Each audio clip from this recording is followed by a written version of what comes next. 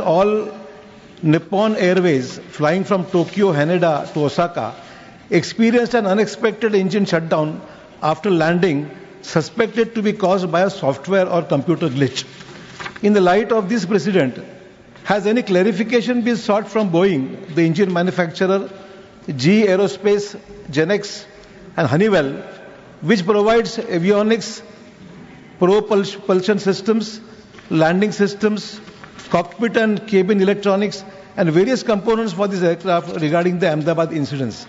And also, we understand that a number of airlines world over have grounded their Boeing 787 Dreamliner fleets after the Ahmedabad air crash. So I would like to know from the Honorable Minister that is this a malfunction in the aircraft's electrical system? Could the same issue that caused the electrical failure system also have led to the interruption of the fuel supply to the engines? So all these issues come to the fore. And going by the conversation which was recorded in the cockpit voice recorder, the fuel supplies to the engines was cut off. The recorded conversation indicates that neither the captain nor the co-pilot manually cut off the fuel switch. This raises a significant question. So we would like to know from the Honorable Minister that going by the preliminary report which has just been received, what is the cause of this shutdown of both the engines? Was it an electrical failure or electronic failure? Or what are the preliminary findings which would lead us to know the exact causes of these incidents? Thank you. Chairman sir, the honourable member has asked a very serious and very comprehensive question regarding the incident that has happened in Ahmedabad. Sir, I would like to start by answering that the investigation process, which is according to the international protocol, the norms which were set by International Civil Aviation Organization, where the state of operation should have their investigation body, and we have our own investigation body, which is the Aircraft Accident Investigation Bureau, which got into the investigation process right after the incident with the subject experts into the site, and they have started their process according to the international protocol, and they have involved subject matter experts, all the international necessary people who are supposed to be participating in the investigation, and they have gone through the first set of investigation process, and they have given us the preliminary report. And if you look at the preliminary report, sir, AIB, as for the first time, so whenever these incidents happen, and if the black box gets damaged, black box is the flight data recorder, which has all the necessary information which gets recorded. And whenever there is a slight damage that happens, it was always, it came to that point, sir, where we were sending the black box outside to the original equipment manufacturer and getting it decoded from that state of manufacture only. And it was for the first time that as a country, India took a stand that the black box which was achieved, even if it was further future action on, it can be the Boeing 787 or the series or the fuel switches and many things which have come under question, or the avionics which you have also mentioned in your question. To have a definitive answer and a definitive future correction measures, we have to look at the final report, sir. And I can say this to the House and through you to the people of this country also, that the AIB has a very definitive, thorough, rule-based process. They are very transparently looking into the process right now, and they are totally unbiased. This also I can say that the AIB is totally unbiased and looking into the facts. Now there can be many questions also. I have seen multiple articles myself. I have seen multiple articles not only by the Indian media but also the Western media trying to promote their own narrative, their own viewpoint, their own kind of consideration. But I have to tell you that the way we are seeing the investigation is through the facts. We want to stand by the truth, not what is happening with the pilots or not what is happening with the Boeing or not what is happening with the Air India or any other stakeholder which is this. We want to stand by the truth. We want to find out what exactly happened, and that is only going to be coming out once the final report has been placed. So we have to respect the process of investigation, and once that process of investigation has happened, then we can talk about what happened and how it happened, and then the corrective measures. If we talk about the other incidents that would have happened before, let it be the Air Nippon, Japanese Airways, or any other airways for that fact, every time any incident happens in any country, then the same process is followed, where the investigation body gets into the process of investigation, and once the thorough investigation is done and the final report is placed, only then the corrective measures to all these countries and all these airline operators and all the regulators is sent so that the corrective action is being done. And this has happened in the previous incidences also. Wherever there was any incident happened, whenever there was a mandatory suggestive correction measures that were supposed to be done through the international protocol, it is mandatory for every state regulator to follow these and every airline operator to follow these. And we have thoroughly, without any negligence, we have thoroughly followed all the corrective and suggestive measures from the ICAO international protocol. Thank you. Second supplementary. Chairman, sir, as we are all aware that the DGCA is the cornerstone of aviation safety in our country. But as we know, that in spite of these serious incidents which have taken place in our country at this Ahmedabad incidents or the earlier whatever accidents have taken place, the DGCA is functioning at 50% of its sanctioned strength, technical strength. It's a very serious issue. I'd like to know from the Honorable Minister whether the government acknowledges this acute shortage in technical personnel within the DGCA, and what urgent and time-bound steps are being taken to fill these critical vacancies so that the regulator is fully equipped to safeguard the lives of lakhs of passengers who rely on air travel every day. Thank you. Sir, we all know the kind of progress civil aviation took in the last 10 years, and I have also been time and again talking about the tremendous numbers depicting the growth that we have seen in the country, right? In the number of aircrafts or the passengers that travel through who prefer air travel, or the number of airports. Everything has almost doubled in the last 10 years, or more than doubled in the last 10 years, sir. Even after we see that the COVID, which was a major road break for civil aviation, we have crossed the pre-COVID numbers and we are seeing a tremendous growth in civil aviation network. And this is why we from the ministry also recommended that we need to create more posts in this DGCA so that the surveillance or the safety or the security of civil aviation is very much intact with the tremendous robust growth that we are seeing. And this post that we are seeing which are vacant, which has come to discussion, is the posts which have been created in last year and over the period of last 2 to 3 years. And we have to understand that creation of posts and recruitment of posts is a continuous process. And there is UPSC which is also involved. And we from the ministry are in continuous discussion.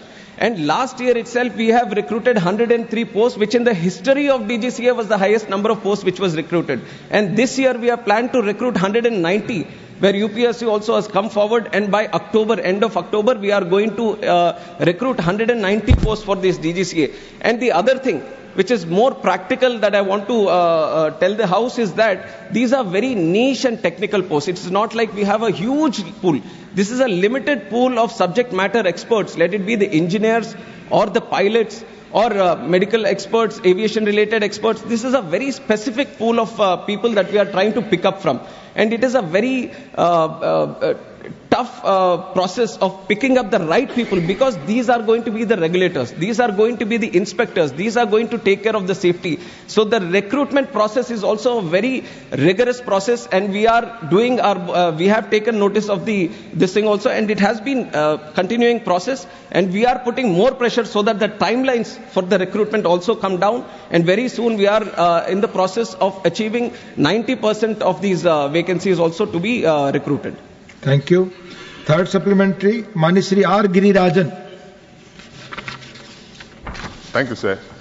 I would like to know from the Honourable Minister whether the government has formed any high-level committee and formulated any new norms and procedures to be adopted and complied during the safety audits and the routine inspections of each and every flight before the takeoff, and to provide special refresher training to ensure the physical, mental and emotional stability of the pilots are stable and fit to fly after they complete their 1,000 hours of flight.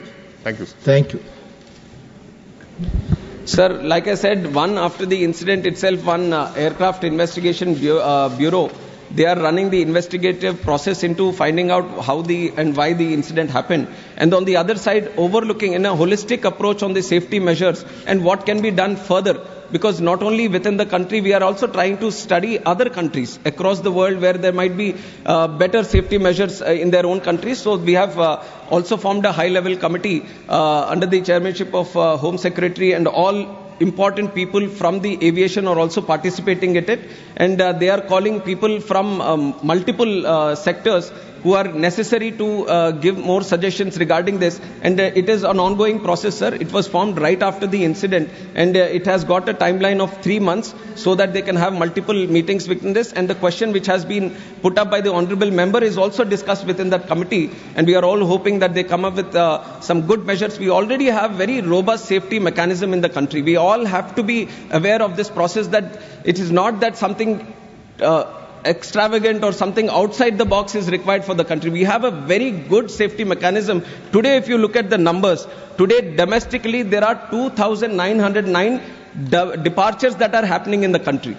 2,909. And internationally, if you look, 624. So overall, the number of departures that are happening every day from the country, 3,500. And around 5 lakh passengers are traveling every day by air. Even today, these are numbers that I have taken from today. So 5 lakh passengers are traveling safely every day. 3,500 flights are taking off every day from the country. So we have a very good process, but we are not stopping there. We want things to be brought down to zero in terms of incidents or anything. That is the process that we have. That is the integrity that we have, and that is the target that we have. So we are being more open now to the suggestions that are coming into our side, and we are looking at the international process also, and some of the countries where they feel, because ICAO, which is the International Civil Aviation Organization, always has a third eye on all the countries which are running operations, which are having these civil aviation networks, because civil aviation is not a thing where it is just within the country. It is not limited within the country. There are airlines from our country which are registered in India going into other countries and picking up and traveling passengers of other countries also. And likewise, other countries, airlines are coming into our country and they are picking up our passengers. So this is a global thing. And all the countries which are having these civil aviation departments or ministries or sectors, they all have to comply with the Civil Aviation Organization, International Civil Aviation Organization protocols. And we have been very committed to maintain those protocols. And we have a very effective score of 85 in the International Civil Aviation Organization safety score. And there are other countries, and you have to imagine the numbers that India has. We have more than 160 airports in the country. And I've given you the number of passengers that are traveling every day. In other countries, you might say that New Zealand or UAE or this thing, how many airports they have? 1, 2, 3? And we are operating at such a vast scale.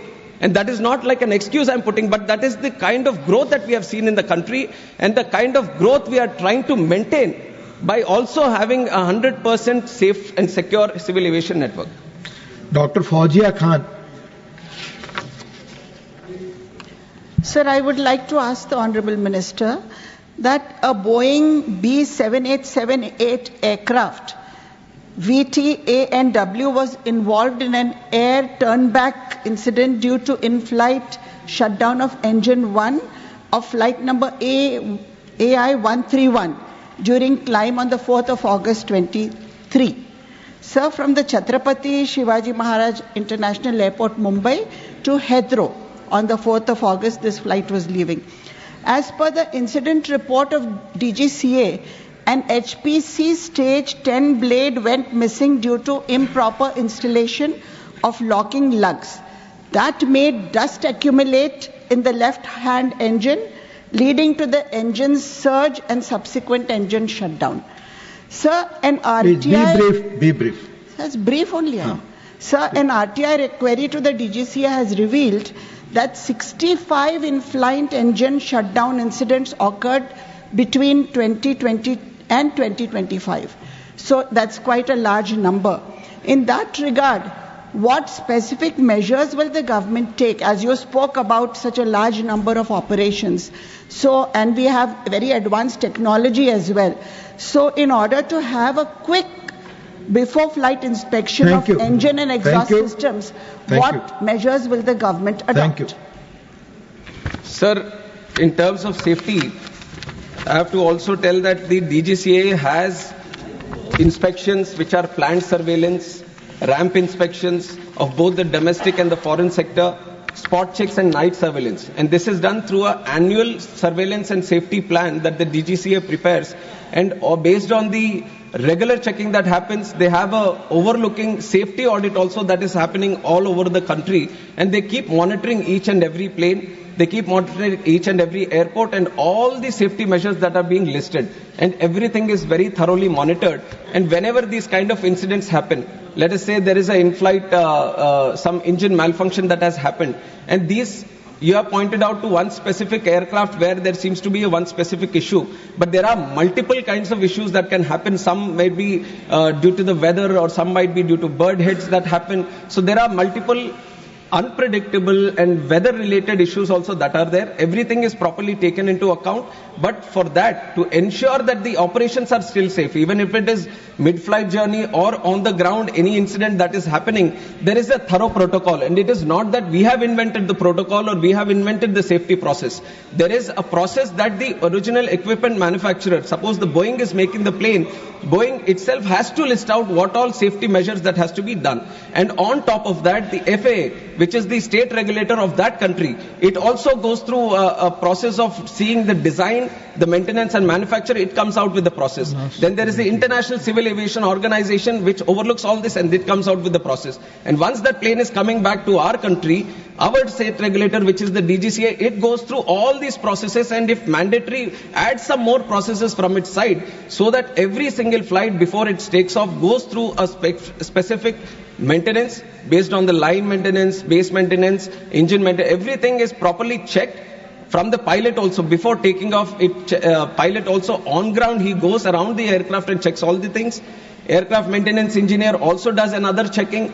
After robust checking and properly dotting down what is happening with the aircraft, only then looking at the rules and procedures, if the aircraft is good for taking off at the time, only then it is supposed to be taken off. So all the processes are thoroughly listed, and we, on behalf of the ministry and from the regulator DGCA, we ensure that there is no negligence and there is no incompetence on any of the processes, and everything is very thoroughly monitored. And if anything occurs also, and if there is anything which occurs due to negligence, then we take serious action on both the operator and any necessary person, and we impose penalties, suspensions. All the process of enforcement is also duly listed. Thank you. Last supplementary on this question. Mani Satnam Singh Sandhu. Sir, मेरा सवाल इस हादसे में मारे गए unlucky लोगों के लिए है।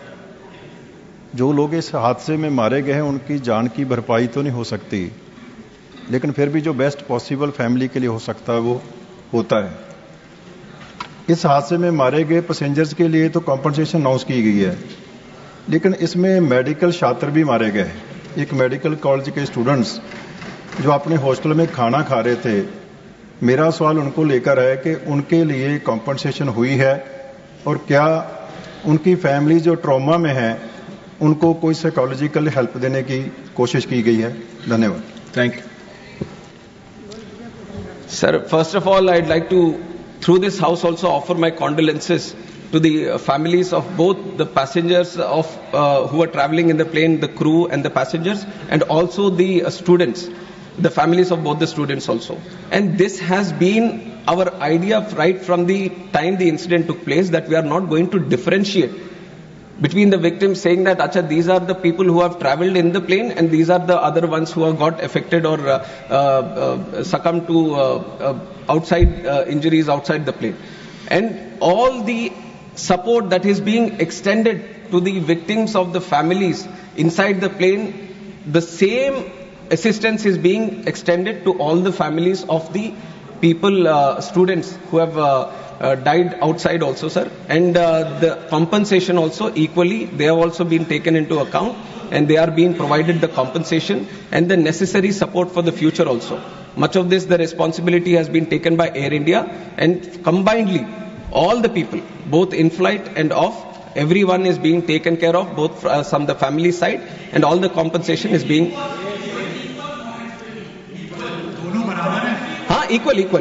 equal.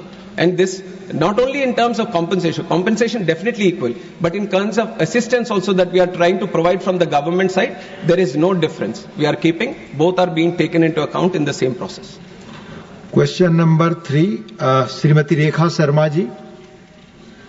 माननीय मंत्री जी, पहला supplementary. Sir, through you, I would like to ask Honorable Minister, sir, whether the government has undertaken specific initiatives to promote digital upgradation and adoption of emerging technologies such as artificial intelligence among MSMEs in Haryana to enhance productivity and competitiveness. माननीय मंत्री जी।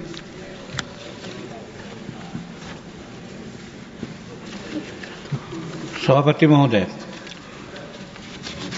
मूल रूप में हरियाणा का जहाँ तक सवाल है उसमें हम लोगों ने ये जो AI इंटेलिजेंस जो है उसके तहत हम लोग जो काम किया है हरियाणा में वो इस प्रकार है और कई एक तरह से हम लोग उसको फैसिलिटेट किया है। इसमें है कि इंडिया आईए मिशन के द्वारा जो हम लोग काम करते हैं वो लगभग 7 पिलर में उसको हम लोगों ने शुरू किया है और वो सब पिलर में है इंडिया AI कंप्यूट कैपेसिटी, उसका डिटेल भी है कि क्या क्या करना है, उसमें समय लगेगा। दूसरा है India AI foundation of models, उसमें के तहत भी हम लोग बात करते हैं। तीसरा है AI कोर्स, फिर चौथा है AI application development for initiatives, पांचवा है इंडिया IA फ्यूचर स्किल्स और छठा है India IA startup financing and सातवां है सेफ एंड ट्रस्टेड IC। इसके माध्यम से हम लोग हरियाणा में टेक्नोलॉजी के विकास के लिए और जो भी वहाँ का विकास इस मायने में है उसके लिए हम लोगों ने किया है। और उतना ही नहीं, उसके अलावे और सारी बात है डिपार्टमेंट ऑफ टेक्नोलॉजी कम्युनिकेशन में हम लोगों ने यूज किया है, जिसमें संचार साथी है और ASTR के थ्रू भी हम लोग डिलेक्टेड साइबर प्लांट्स को भी लीक किया है जिससे किसी प्रकार से साइबर क्राइम नहीं हो सके। ये सब प्रयोग हम लोगों ने हरियाणा में किया है। माननीय रेखा जी, आपका दूसरा supplementary. Honorable Minister, sir, whether any financial incentives, capacity building programs or support mechanism have been introduced to facilitate this transition for MSMEs, and how is Ministry assessing the impact of effectiveness of these initiatives, particularly in terms of digital adoption and improved business outcome? माननीय मंत्री। सभापति महोदय, इस मायने में हरियाणा के government को और हरियाणा गवर्नमेंट में डिजिटलाइजेशन एंड टेक्नोलॉजी एडॉप्शन के संबंध में हम लोगों ने जो मेजर अपनाया है वो इस प्रकार है। सबसे पहला है पद्मा, जो प्रोग्राम है to accelerate development of MSME development. इसमें हम लोग होलिस्टिक सपोर्ट के लिए MSE को इंक्लूड किया है, जो infrastructure and branding and marketing को एंटरप्रेन्योरशिप को बढ़ावा देता है। और इसमें हम लोग जो फाइनेंशियल सपोर्ट की बात आती है 1000 करोड़ रुपया इसमें हम लोगों ने लगाया है। फिर दूसरा है assistant for technology acquisition scheme, इसमें भी हम लोग लगाया है कि जितना भी न्यू पेरेंटेड टेक्नोलॉजी है उसको इन्हांस करना है और ये डिमांड बेसिस पर है। जो भी डिमांड करेंगे हम लोग उसमें देंगे, लेकिन उसमें मोटा मोटी अभी तक 50 लाख से लोगों को, जिसमें 75% सब्सिडी दिया है हम लोगों ने। फिर तीसरा इनका है हरियाणा ग्रामीण उद्योग विकास योजना है, इसमें भी हम लोग इंडस्ट्रियल डेवलपमेंट जो रूरल और बैकवर्ड एरिया है उसको इनकरेज करने के लिए दिया है।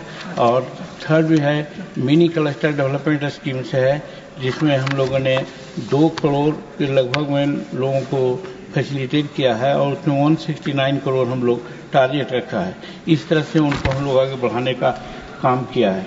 और फिर जहाँ तक digital portal of government MSME का मामला है, उसमें बहुत से स्कीम हैं जिसके तहत हम लोगों ने काम किया है और उसकी लंबी सूची है, अगर वो कहेंगे तो उनको हम भेज देंगे। ऐसे 27 स्कीम्स ऐसे हैं जिसके तहत हम उनको मदद करते हैं। और जैसे है उद्यम पोर्टल है एमएसएमई का, फिर उद्यम असिस्ट पोर्टल है, फिर एमएसएमई समाधान है, फिर एमएसएमई संबंध है, फिर एमएसएमई ओडीआर है, फिर एमएसएमई टीम है, इत्यादि ये 3 मेजर से हम लोग उनको फैसिलिटेट करते हैं और सब में अलग अलग पैसा भी एयरमार्क है जिसके तहत उनको हम लोग मदद करते हैं महोदय। माननीय महुआ माझी। धन्यवाद माननीय अध्यक्ष महोदय। मेरा सवाल है, झारखंड में मानव तस्करी की घटनाएं कुछ वर्षों पूर्व चरम पर थी। वर्तमान सरकार तस्करी की शिकार महिलाओं को रेस्क्यू करके वापस ला रही है और उन्हें तथा अन्य बेरोजगार महिलाओं को अपने राज्य में ही रोजगार से जोड़ने हेतु कई योजनाएं लॉन्च की है। विश्व बैंक ने भी उनकी जोहार परियोजना की प्रशंसा की है। मेरा सवाल है कि झारखंड में उत्पादकता और प्रतिस्पर्धात्मकता को बढ़ाने के लिए सूक्ष्म, लघु और मध्यम उद्यमों द्वारा डिजिटल उन्नयन और कृत्रिम बुद्धिमत्ता जैसी उभरती प्रौद्योगिकियों को अपनाए जाने को बढ़ावा देने के लिए क्या केंद्र सरकार कोई विशिष्ट पहल कर रही है? धन्यवाद। क्वेश्चन खास करके हरियाणा के संबंध में है, इसलिए हरियाणा से संबंधित सारा स्कीम्स लाए हैं और हरियाणा में जैसे कि हम आपको बताना चाहते हैं कि टूल्स टेक्निकल इंस्टीट्यूशन है, वो सब में हम लोग वुमेन के लिए एक विशेष व्यवस्था किया है। तो उसी तरह से अगर झारखंड की बात आएगी तो झारखंड की सूचना हम उनको दे देने का काम करेंगे। आप पता करके माननीय सदस्य को दे देंगे। ठीक है। माननीय राघव चड्ढा। माननीय Raghav Chadha. Question number 3. Sir, question number 4, I sought... You have mentioned question number 3 here, sir. Sir, must be question number... It's 3rd. I can show you. Please. Just if somebody... Please, take it. Mania Kiran Chaudhary. I would like to ask the Honorable Minister that has the government collaborated with any institutions or industrial bodies in Haryana such as NIFTM Kundli or MSME D Karnal to facilitate digital skill training for small enterprises, and also if there is any plan to set up a dedicated technology facilitation center or center of excellence for digital MSMEs